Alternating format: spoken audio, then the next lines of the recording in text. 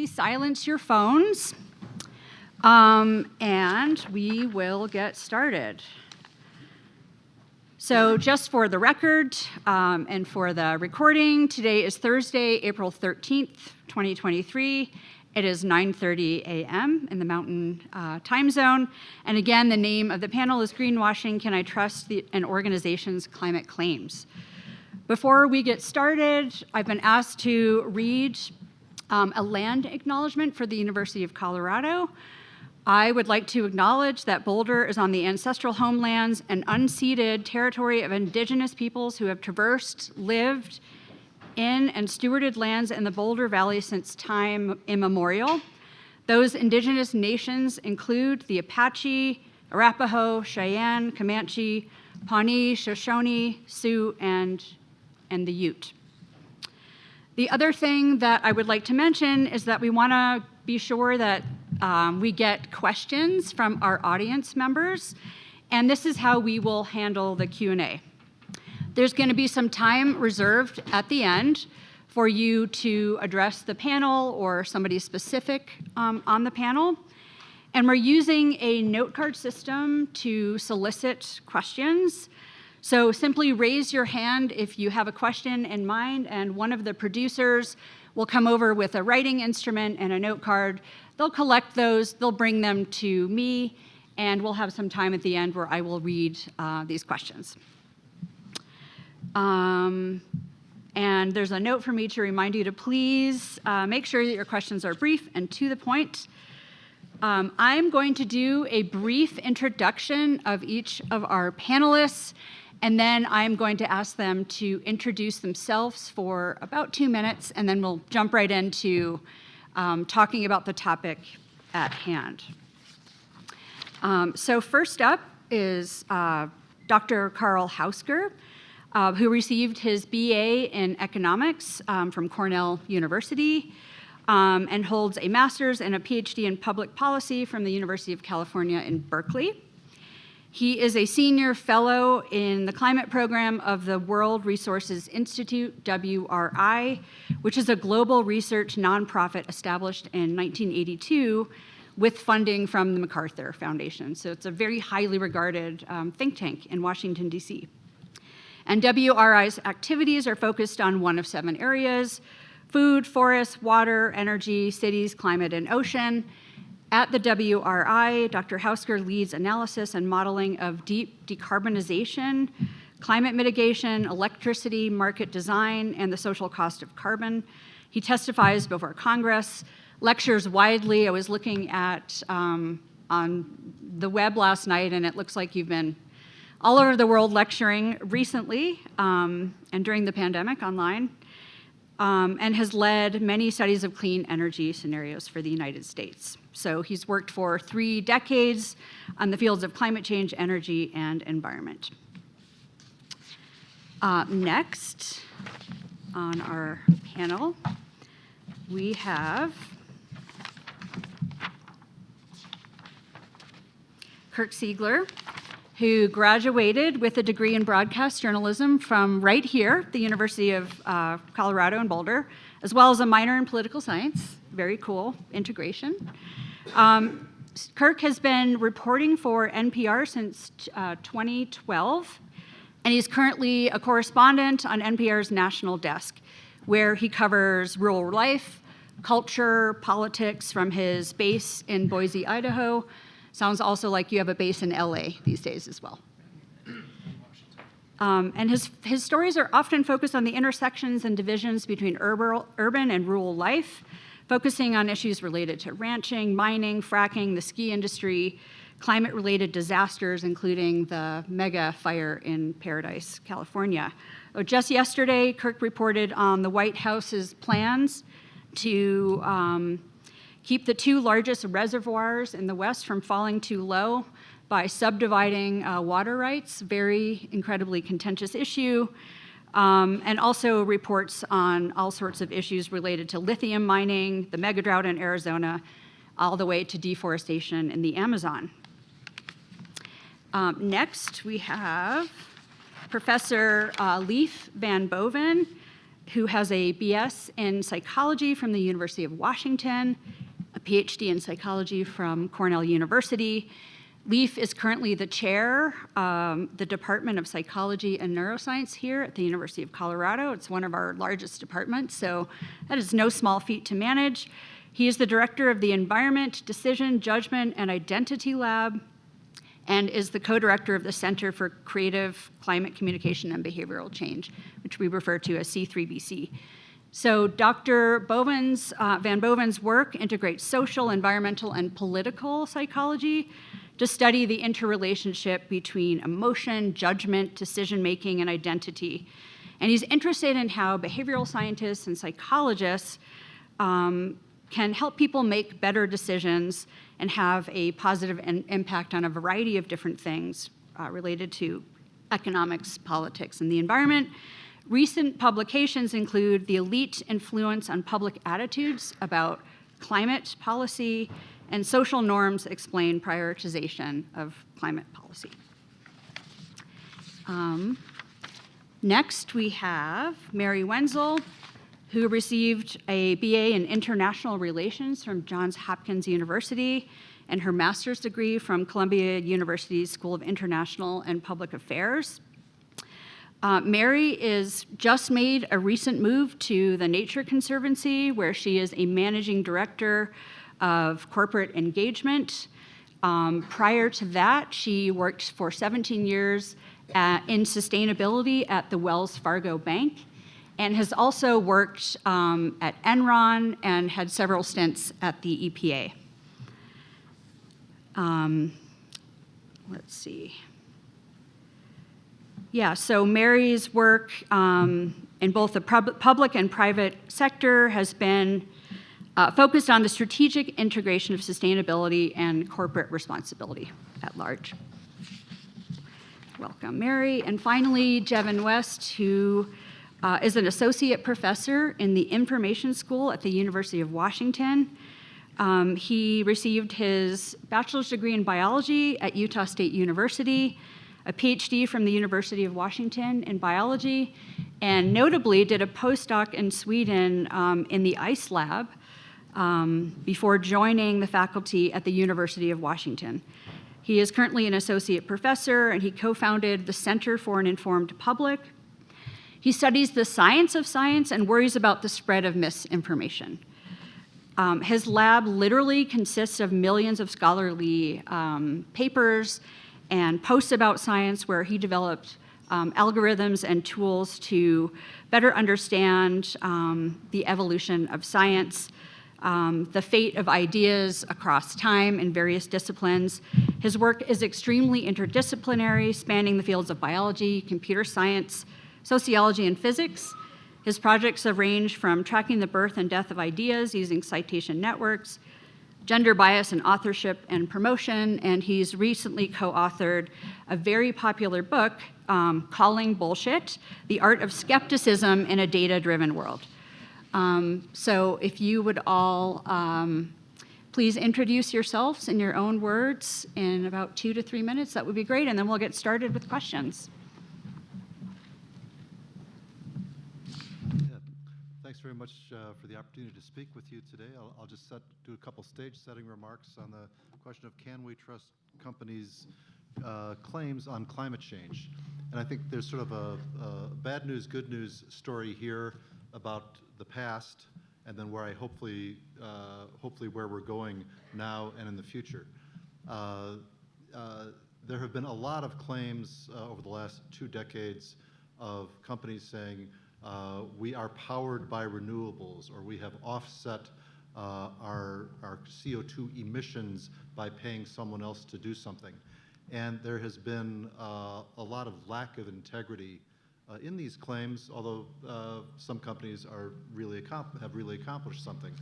In the case of renewable energy, the companies that really did something may have put solar cells, on the roofs of their factories or their office buildings, and really spurred new renewable energy.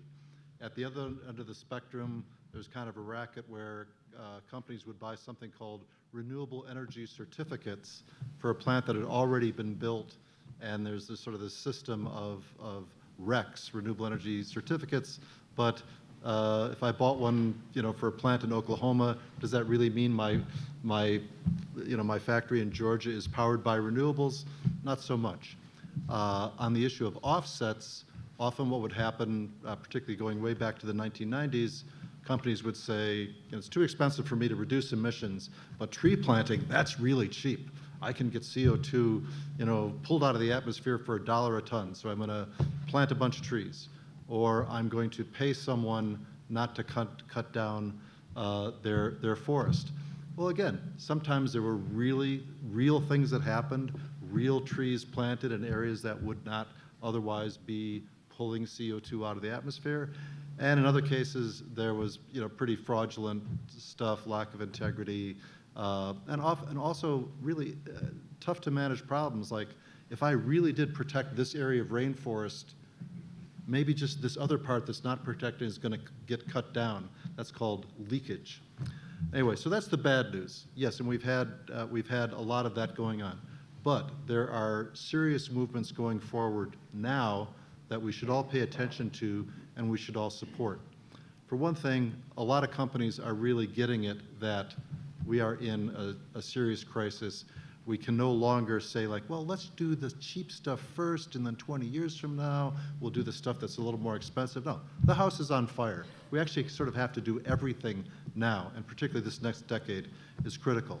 So I am encouraged that there's a whole swath of electric utility companies that have set very ambitious goals for decarbonizing their systems without being required to. And 80% emission reductions by such and such a year, 100% carbon free by such and such a year. Hold them to that promise, and it's verifiable. You can they will publish their CO2 emissions. I'm also encouraged that worldwide, so many automakers embraced the transition to electric vehicles, and that's before it's mandated. Now we also, of course, have some mandates coming. Again, that's a sign of real action. And there's also an initiative that my think tank is involved in called the Science-Based Targets Initiative, SBTI. We're encouraging more and more companies to sign up to set real targets to get to net zero emissions in their company's footprint by a future year. And again, this is a verified, scientifically driven program. The last thing I'll mention, back to the subject of offsets, the idea of offsetting a CO2 emission is not a terrible idea. It may be very hard for us to squeeze all of the carbon out of our energy system. We may have to legitimately offset some things that are very hard to decarbonize. For instance, planes. Right now, we don't have good economical ways to fly planes without emitting CO2. So there is a role for offsets, and there's an initiative called the Integrity Council for Voluntary Carbon Markets, and they are a set of very serious people, serious companies who are trying to set really binding good rules to make sure that offsets are real, because there is a role for them. So I'll stop there, and again, thank you. Thanks. It would be great to hear from Kirk next. Okay, hi. Do I need to turn this on?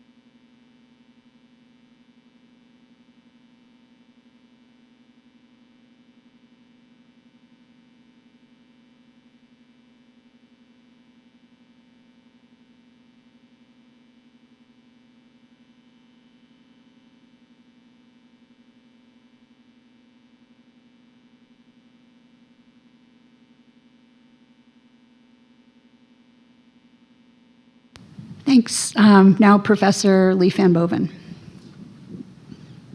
Okay, I think this is on, yes? Okay. It's a pleasure to be here. Thanks for inviting me. I'm really looking forward to the discussion. Now it's definitely on. So my area of expertise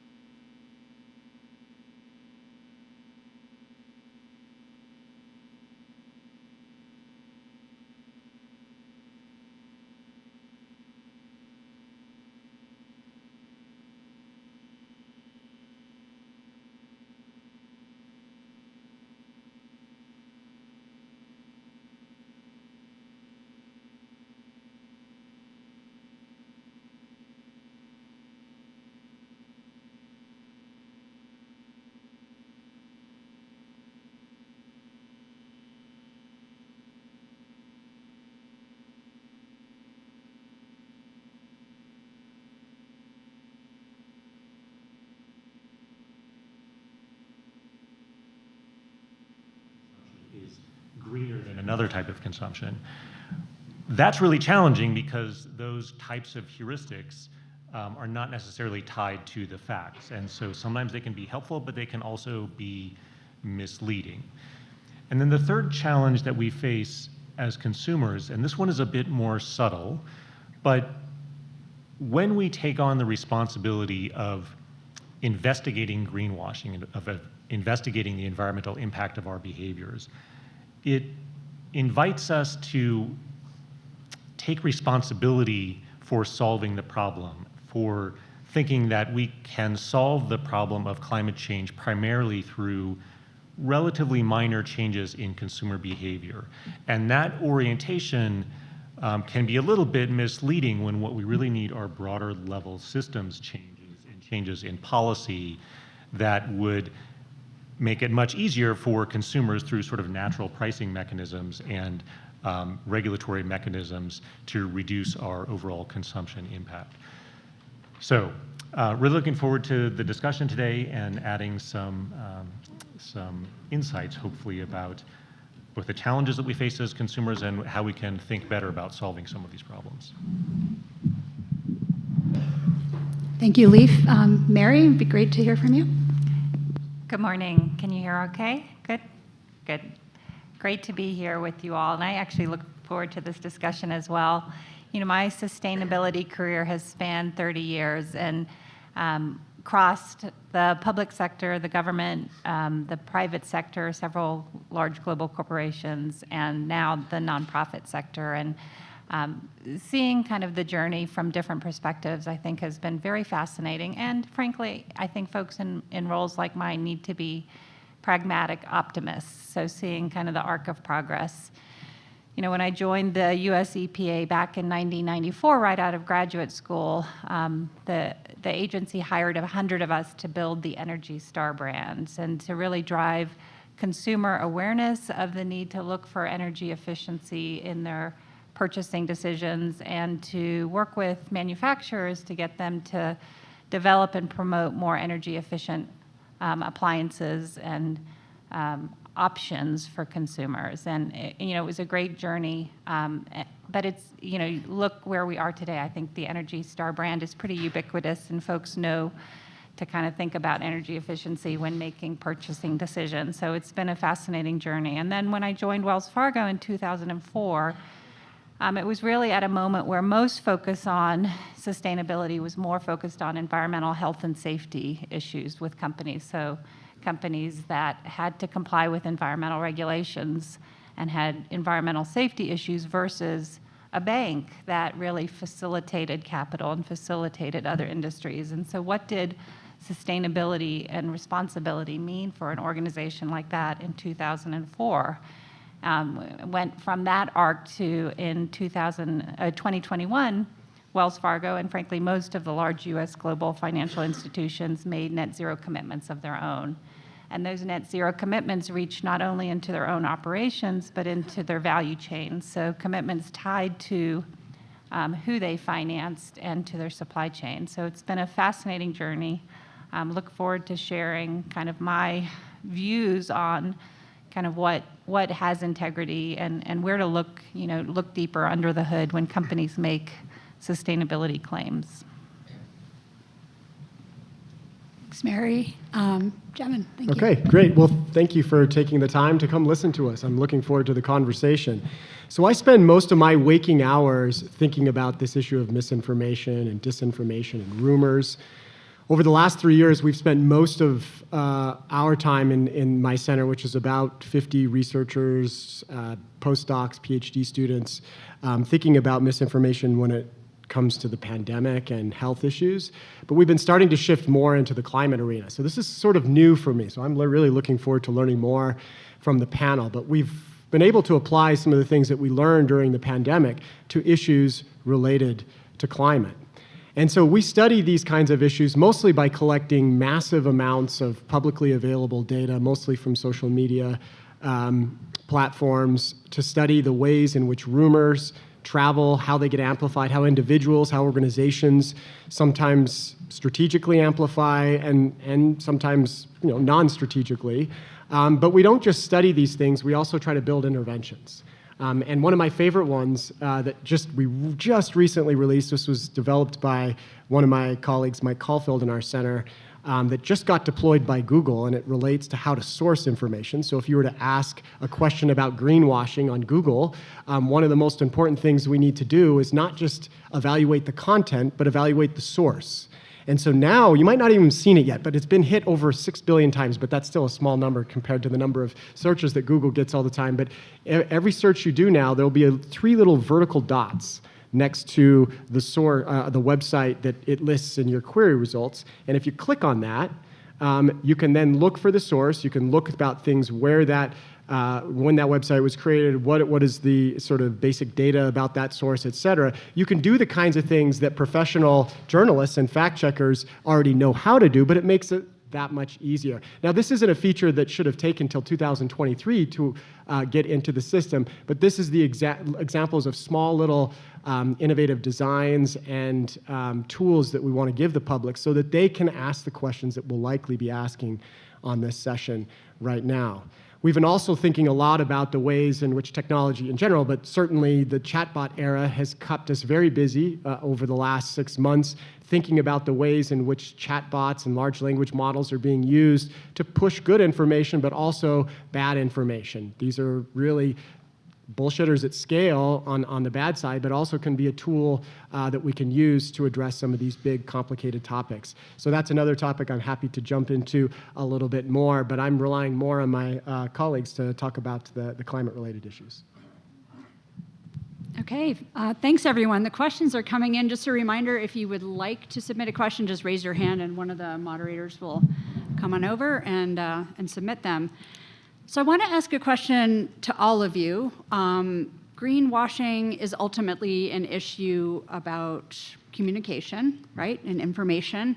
So I have two questions. The first is, in many ways, all of you have positions in which you're translating that information to a variety of audiences, whether it's academic or whether it's testifying before Congress or whether it's publishing papers, whether it's making sustainability decisions within corporations or NGOs.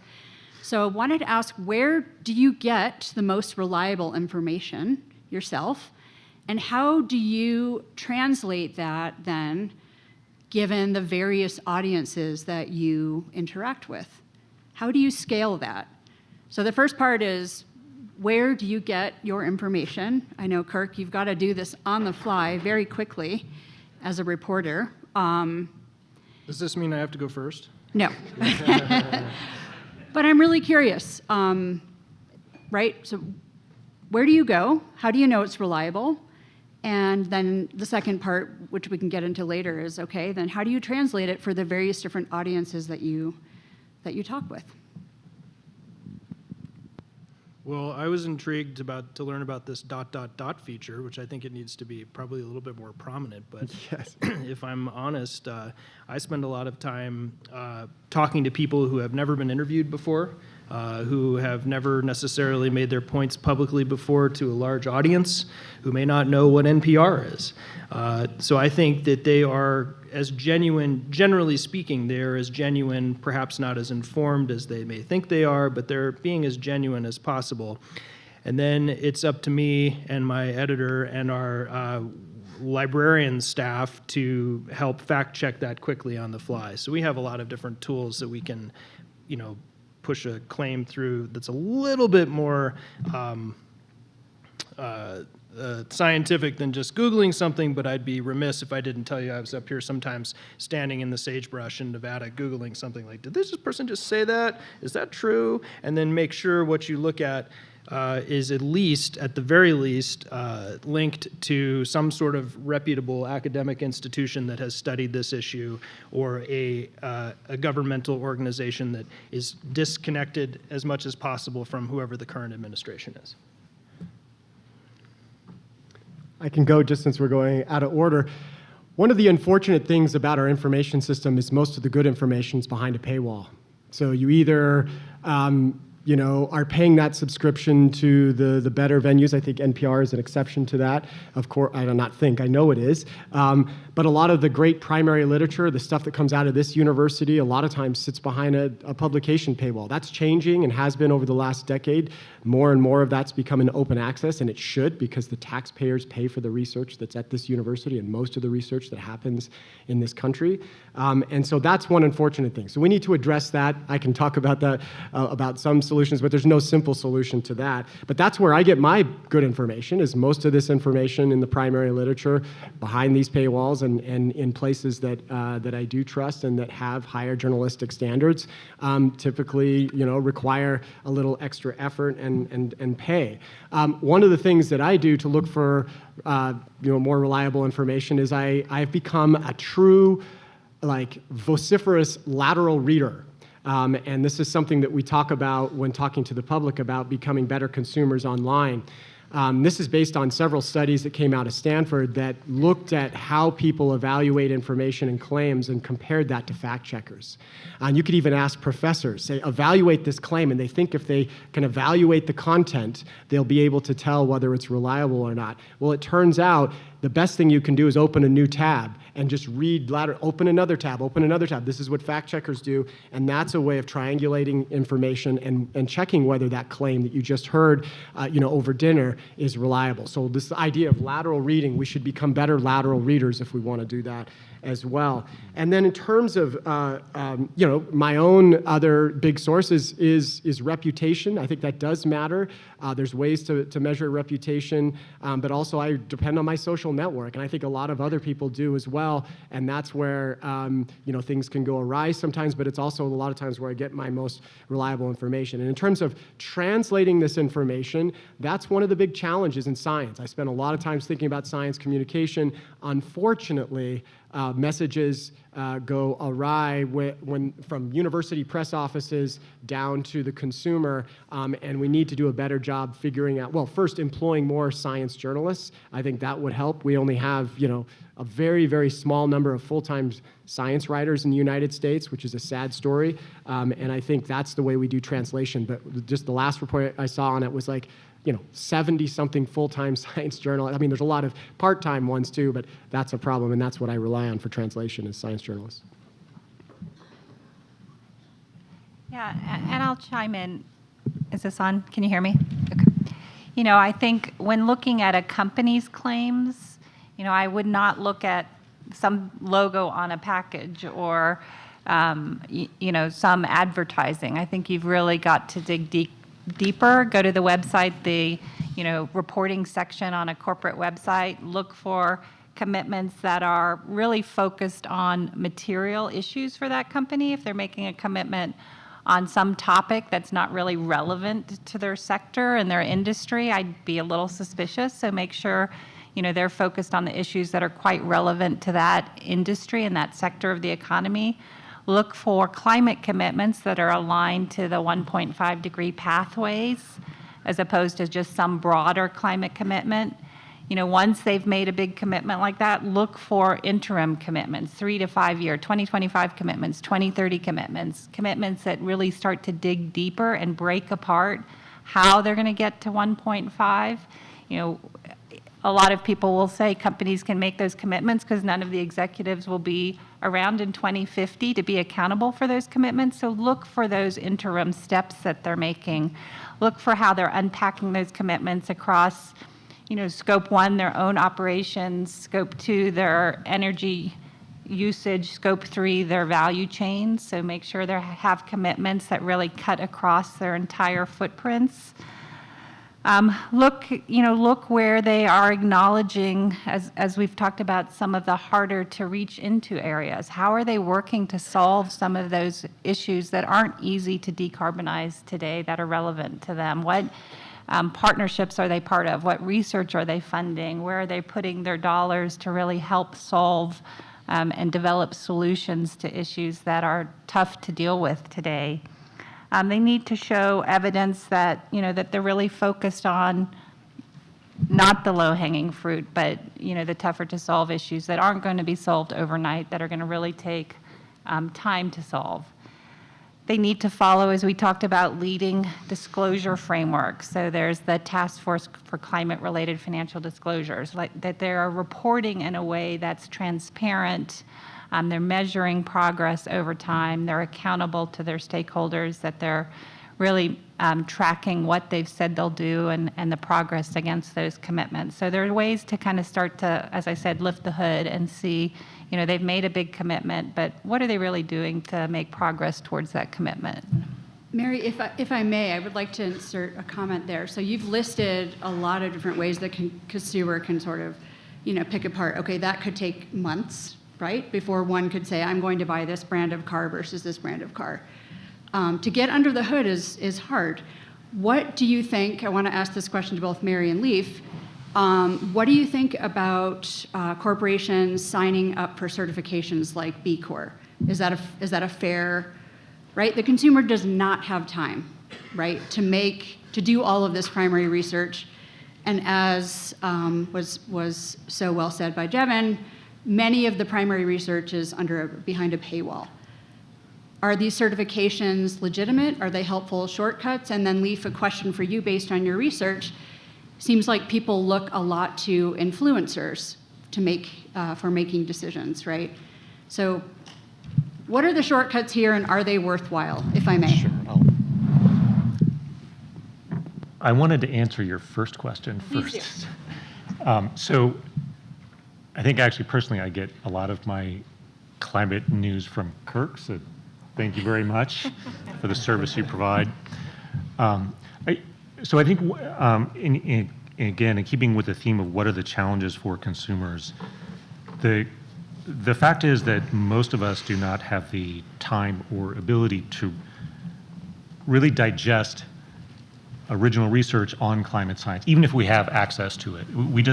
Most of us don't have the training, and so we have to some extent, outsource our trust in the validity and accuracy of information that we get from other science communicators. So what we want to think about is how much do we trust in kind of the institution of science as a way of knowing the world, and then how much do we trust in the sources that are conveying that information? And I want to, if I can, just re-emphasize this point about, what was it, lateralization? Lateral reading, yeah. Yeah, lateral reading. So as it happens, we've been doing some work in our lab looking at what are the predictors of the degree to which people trust in science and the degree to which they kind of embrace beliefs that that science suggests are true, like the fact that vaccines are effective, or that like elections are legitimate.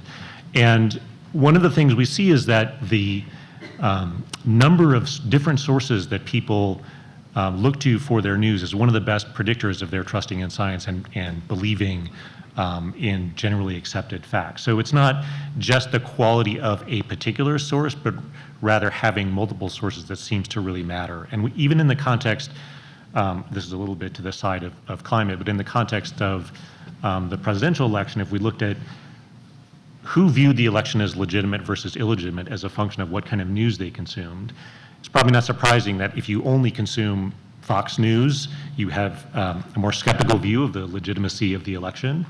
But it wasn't just consuming Fox News that was so much problematic. It was consuming only Fox News. So if that was the only place you got your information, that was deeply problematic. But if you could spread out your consumption of media, that was much better in terms of kind of recognizing the legitimacy of the election. And that appears to be kind of a general truth. So it's really important for the consumer to have these trustworthy institutions, including the media, including government, including the institution of science, because we simply can't consume and process the direct research. And then that relates to this issue of the Energy Star label or other B Corp issues or other kind of certificates. And that's genuinely helpful for consumers because, again, it's a shortcut, and to the extent it's a good shortcut, that's a good thing for consumers as they use these kind of green heuristics. But then we just sort of back up the question of how do we know which labels, brands, certifications are actually legitimate. And if you start looking around, there are a ton of labels out there. And so we get back to this issue of we don't have kind of a standard agreed upon way of establishing the credibility of these claims. And that's really, I think, what we need as consumers. I have a brief self-serving remark. If you want good information on these issues, go to the World Resources Institute website. It's all really good stuff. Actually, it really is, but that's very self-serving. I'd like to just make just a little comment on a really important issue that Kirk raised in talking about mining, whether it's lithium, Nevada, or copper in Arizona. And I'll do it just with a brief preface of there's actually a simple way to think about how the heck we reduce CO2 emissions to zero. And it's basically make everything as efficient as possible in how we use energy, number one. Number two, electrify as many end uses as possible throughout the economy. Electric stoves, electric water heaters, electric cars, electric high temperature heat in factories, et cetera, et cetera. Number three, of course, if we're going to electrify everything, we have to produce a lot more electricity, and we have to take the emissions of our power plants to zero. And the fourth thing is carbon capture. We can talk about that, but that's a big thing. And so almost any analysis of how we get there indicates a double, tripling, or even quadrupling of electricity production over the next 30 years because it becomes the absolute, the absolute basic source of energy, as opposed to right now this big mixture of coal and gas and electricity, coal, gas, and oil. So back to the mining issue, we have to realize that we live in a world of trade-offs. And if we're going to produce a lot more electricity, we're going to need a lot more copper because we're going to be running a lot more transmission wires, we're going to be wrapping a lot more generators, et cetera. We're going to need a lot more lithium to power transportation. But also remember, if we do that, we will have fewer coal mines, fewer oil wells, fewer gas wells. There will be benefits to the environment of not digging all that other stuff out of the earth. So with all respect to the people who are opposing mines here or there, and I'm not delegitimizing the issues of the tribes and the sacred land, but I just want to think about it more generally. Think about trade-offs. And the other aspect of this is also the system-wide view and the global view. There's a great story in the New York Times in the last couple months about a nickel mine that a company wanted to open in Minnesota. And yeah, they were going to try to be real careful, but there were worries about the environmental impacts. But the reporter did a real good job in saying, you know, what are the big sources of nickel? Well, there's a giant nickel mine and smelter in Russia that produces so much pollution that satellites can see, you know, the smoke streaming out. Indonesia wants to develop nickel deposits under rainforests. They might destroy sections of rainforest to open a nickel mine. So often, I would say there are going to be times when if we mine in the U.S. with our environmental protections, there's going to be less impact than what's going to happen in some other countries that have less environmental protections around mining than we do. I was only going to add really fast to that, to your question about how difficult it is to get information, even for us, quickly on the front lines.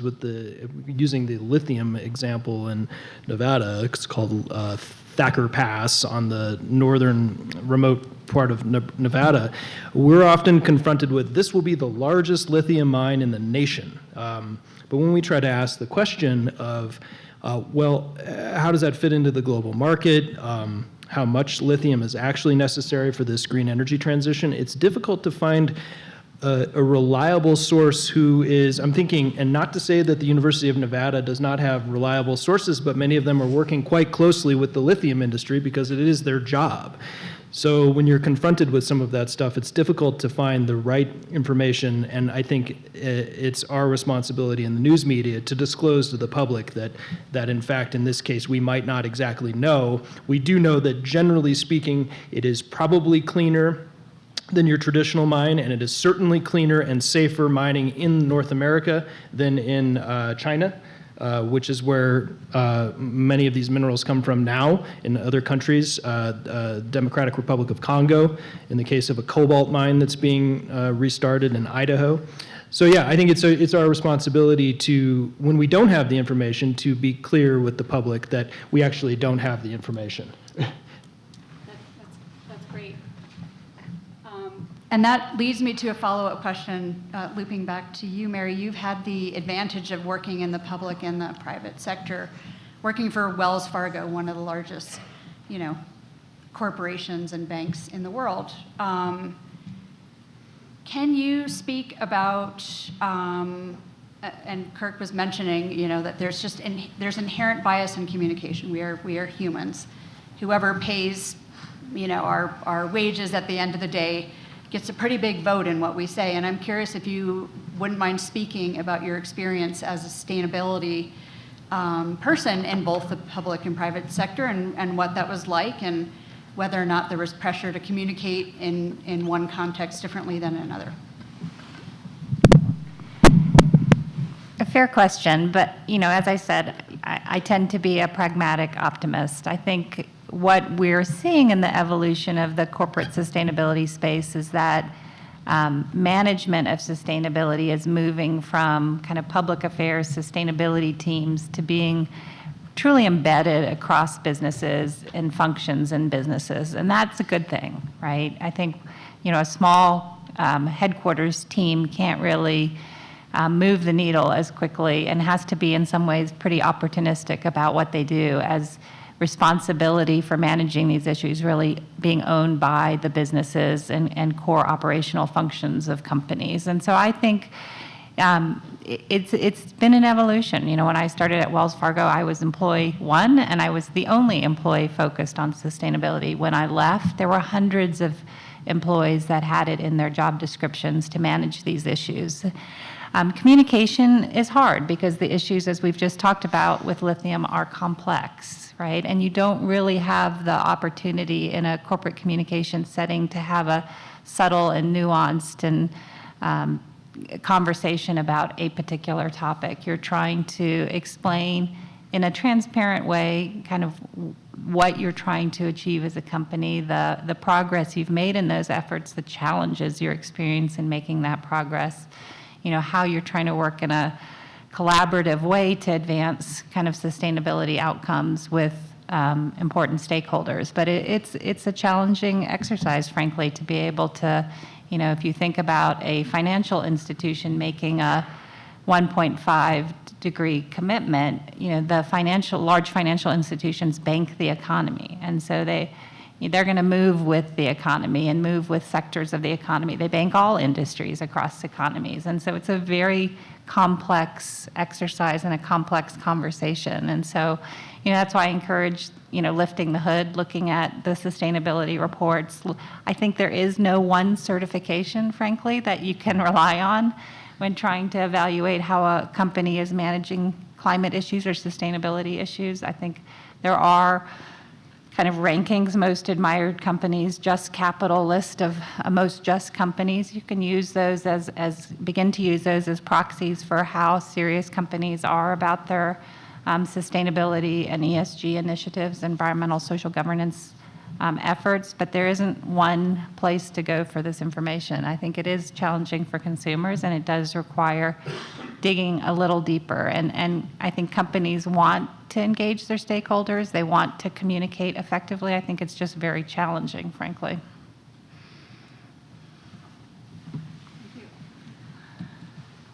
Does anyone want to add to that point? I was only going to say quickly, it's my observation in covering a myriad of companies, and I don't just cover mining companies, but I gave that example of the Rio Tinto executive telling me in her conference room in downtown Phoenix that Rio Tinto is part of the clean energy revolution. And like, wow, you know, it's kind of an interesting thing. We put it on the air. But I do think most companies, and I could be being maybe Pollyanna, but most companies are trying to do the right thing, but they're massive organizations, and to write a big apparatus around, I think we were talking about this earlier, is going to take time, and it's not going to happen overnight. Now, whether or not there's urgency to that, but I think it does seem that way anyway, that companies, most of them anyway, are trying to, and perhaps maybe their PR firms are highlighting a little bit too much of that, but in the end, I do sense, at least in my job, a real shift, albeit, you know, slow and you know, moving though. Can I ask you? Absolutely. So this is actually for you, Mary. So if we assume that commitments to environmental social governments are genuine, what is being committed to? Like, what is the standard that companies are agreeing to or aspiring to, and how then do we know whether they're meeting those standards? I think it depends, right? If you look at companies' sustainability reports, there are a number of environmental commitments they're making in terms of renewable energy usage, reducing greenhouse gas emissions in their operations. There's a number of diversity, equity, and inclusion commitments they're making in terms of, you know, supporting diverse communities, growing diverse leadership within companies. There are governance commitments they're making, being a more ethical company. How do you measure that? And so I think it's there. You know, if you look at any large, you know, Fortune 100 companies' ESG report, there are probably dozens and dozens of commitments they've made across the ESG spectrum. Like I said, you should make sure they're material for that company. I remember taking a class years ago where they talked about a fast food company that had a big promotion around breast cancer reduction. That probably wasn't the most relevant ESG issue for that company, right? So make sure that what they're committing to is related to their business and relevant to their business material. We call it materiality in the sustainability space. And then unpack it. You know, do they have they quantified it in a way that you can understand? Is there accountability? Is, you know, ESG performance embedded into performance objectives and pay? Increasingly, yes. Executives are being evaluated in how they're advancing ESG initiatives across companies. You can see that in sustainability reports, whether they've done that or not. So I think unfortunately, it takes a little bit of work to understand who has commitments that have substance behind them, and how they're kind of measuring and implementing those commitments. I want to make sure that we leave time for the 50 or more questions that are being arranged in various ways here in front of me. I'm trying to put these in a variety of different categories. Many folks have submitted questions about consumption. One question is many approaches in terms of greenwashing or advertising, how sustainable your company is, seem to be focused on appearance. And I think we've addressed how a consumer might dig a bit deeper to sort out if that's authentic or not. Another question is, absent a return to a pre-industrial economy, what will be effective? Leaf brought up a great point about this issue being fundamentally related to consumerism, right? How do we deal with consumerism at large in the face of this massive climate crisis? I'll take a first take, and that is if you look at, many of you are familiar with the Intergovernmental Panel on Climate Change, or IPCC. It just concluded its latest assessment of the science, the impacts, and the solutions, the mitigation of climate. And they do have some really, they have probably the most extensive coverage of any of their reports on what they call demand-side options. What can we do by reducing consumption? What can we do by redesigning our cities? Very important, what could we as a globe do by changing our diet and how that affects agricultural emissions, et cetera, et cetera. And this is all good stuff, but I want to offer a caveat. Consumption is perhaps a piece of the puzzle here, but I don't think we're going to solve it by changing the consumption habits of now 8 billion people, many of whom are less wealthy than the people in this room. And I would say the people in this room, and maybe live streaming too, are more likely to drive a hybrid or an all-electric car. They're more likely to bicycle. They're more likely to recycle, and on and on. But when you want to communicate to 8 billion people and what they can do to solve climate change, telling them that you need to reduce your consumption, I don't think it's going to get you too far. You're going to be shifting consumption here or there, again, depending on population, but I just go back to my mantra that I said a minute ago. Be efficient, electrify everything, and move to zero carbon electricity generation. If we can push hard on that in the next 30 years, we will have solved about 80% of the problem. I'll just mention something about, which is kind of not as much about consumerism, but is, the opportunity for investing. I think one of the trends in financial investing has been green investing, and my wife works in this space, and just like we've talked about, at least on the consumer side at least on the product side, there are very few standards that are set at this point, and it's very difficult to figure out who's sort of actually meeting their own self-set standards or not. But in the process of looking at financials, just because I was interested one night, one of the students that I'm on a PhD advisory committee on noticed that there's other forms of greenwashing, sort of on issues like DEI, for example. A lot of companies will put their financial reports out around DEI issues, and they'll have all sorts of pictures of people representing different parts of the population, and then if you dig into the numbers, you find that they don't at all represent what they represent in their imagery and their visuals and all these sorts of things. So there's other kinds of, I guess, diversity, equity, and inclusion. Sorry about that. We use too many acronyms and jargon in our thing, so thank you for calling me out on that.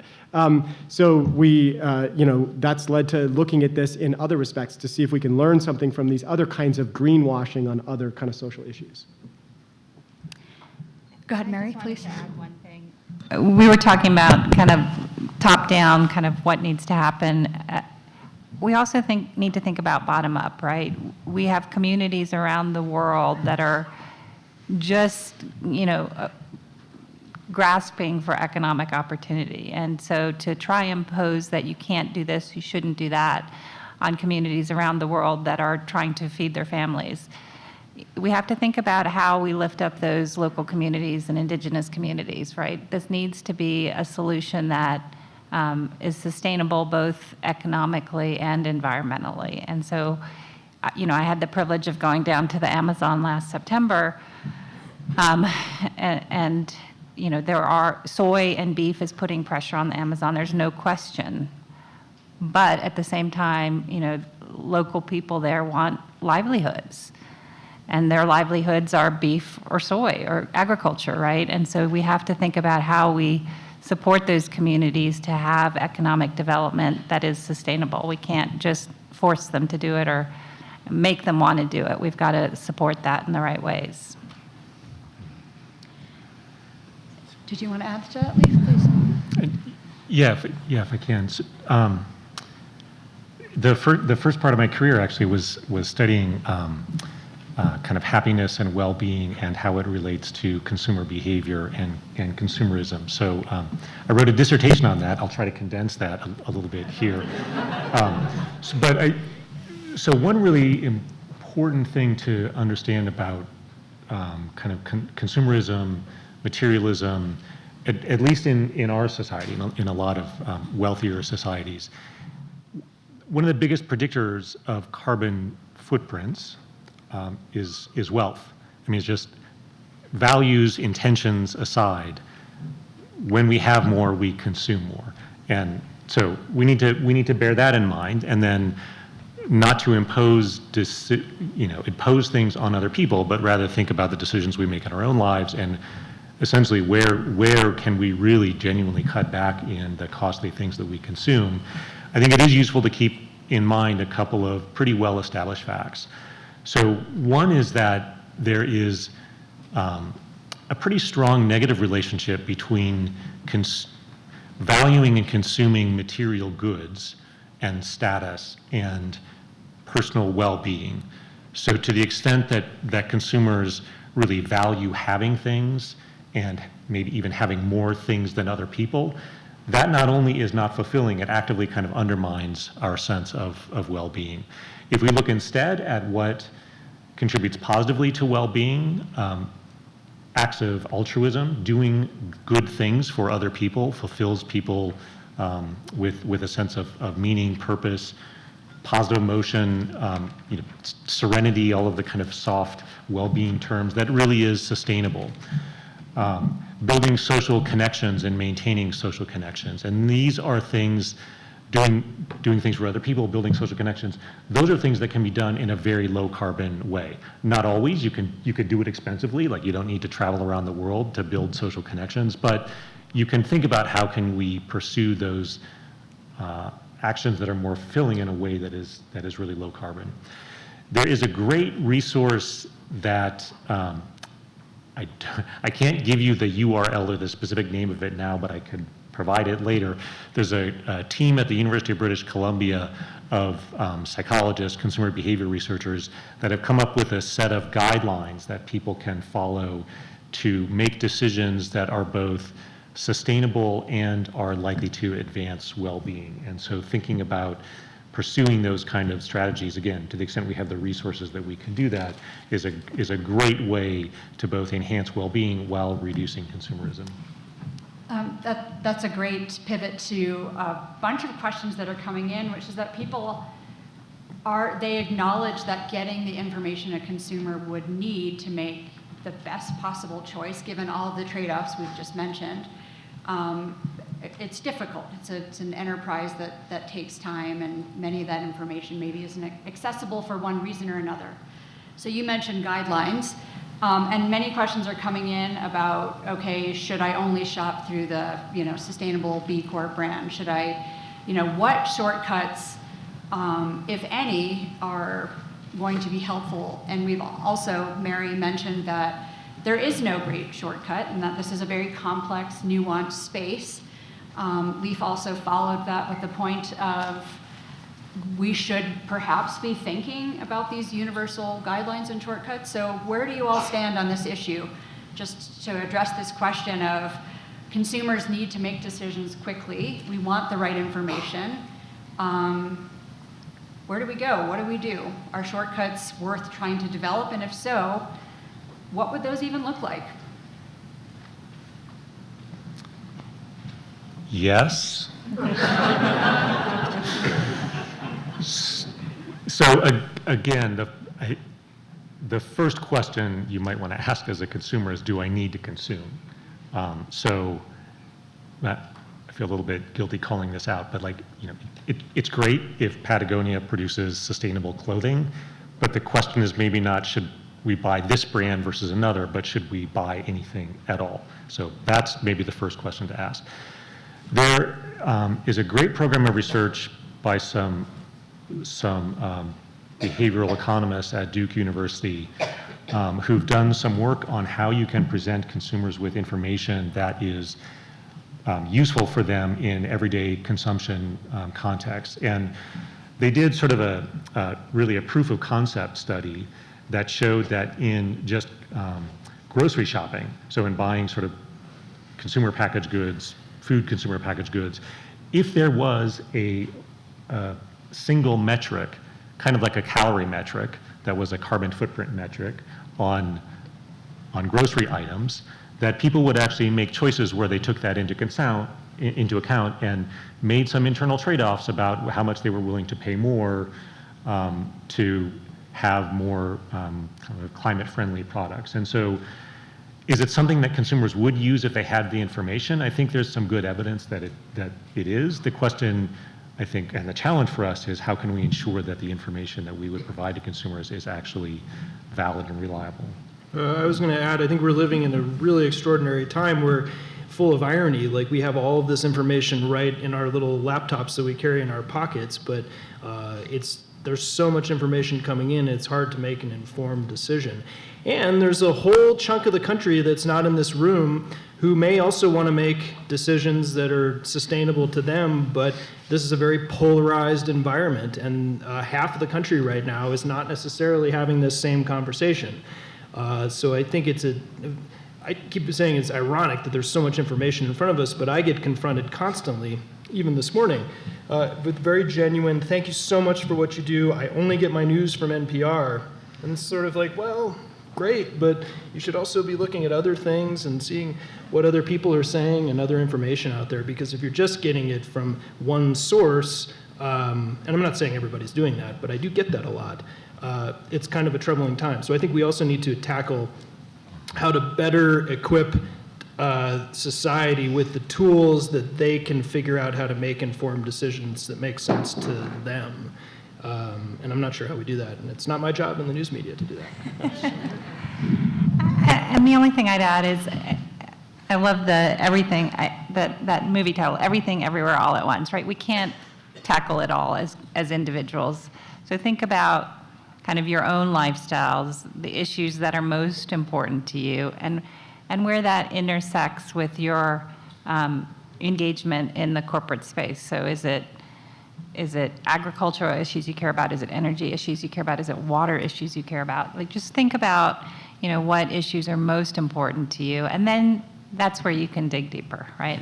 Those are, is it your banking system? Do you care about who you're banking with? Like, think about, just try to funnel down to what's most important to you and where that intersects in the corporate space or the sustainability space, and that's where you spend your time, because you're not going to kind of boil the ocean right now. You've got to really focus on what's relevant to you, what's important to you, and where you want to spend your time and energy.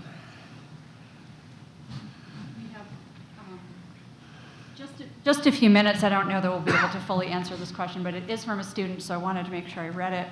With Tesla Plaid, electric Hummers, Chevy Silverados, F-150 pickup, Ford Lightning, Rolls-Royce Spectres, and many other heavy, inefficient EVs, is there any hope? Well, this relates to the consumer question too, but one of the best questions I got from a colleague of mine who studies this pretty consistently throughout his career, he said, you want to know what the most efficient car that you should, most efficient green car that you can buy? It's your current car, and it's not the newest, greatest Tesla. It's not anything else. But he's done all this analysis showing the cost, even if it would take sometimes multiple decades to catch up given the cost. So that's a question that keeps ringing in my mind as I think about, because I'm looking to get an electric car, but I'm like, well, he did say this is the most electric car, which is a beat up Nissan. So is what I have. So. Yeah. I think there's some hope. I mean, I think it's also on the news media ourselves to maybe focus a little bit more on shining a light on things that are working. We have a tendency, particularly since Trump in 2016, to be focused on every single controversy all the time. And I think we're running the risk of alienating young people, in particular students, of just being like, well, there's no hope. But there are countless examples and there are countless good stories right in your backyard that don't involve greenwashing, that are legitimate community projects that are making a difference. And I think it's probably the onus is in some respects on us to do a better job at shining the light on those types of stories. This morning it was pointed out to me right behind us in Longmont is a solar farm that we've covered on NPR that has, it's literally a solar farm. It has solar panels generating electricity, and there's vegetables being grown underneath the solar panels. So there are a lot of good news examples out there, so I think it's on us to do a better job at highlighting those as well. That's a great point. We have about 30 seconds left. If anyone would like to give us a final parting soundbite.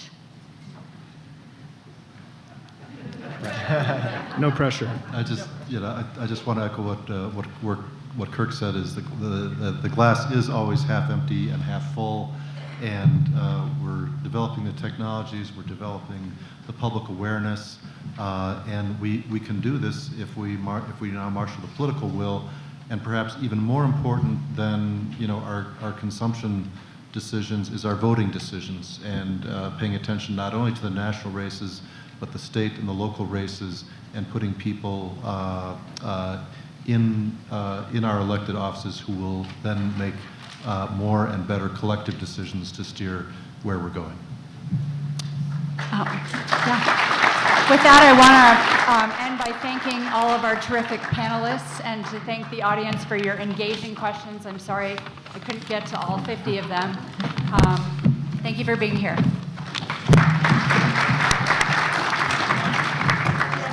Yes. Continuing education knows that at the end, students want to graduate, and we can help them do that because we take the time to really listen to their needs, and we understand all the different options that are available across the campus for them. We don't take a cookie cutter approach. We realize each student comes with their own story. So whether it's a part-time student looking to complete a degree program or someone just looking for online courses, we're there to connect them to the resources of the university.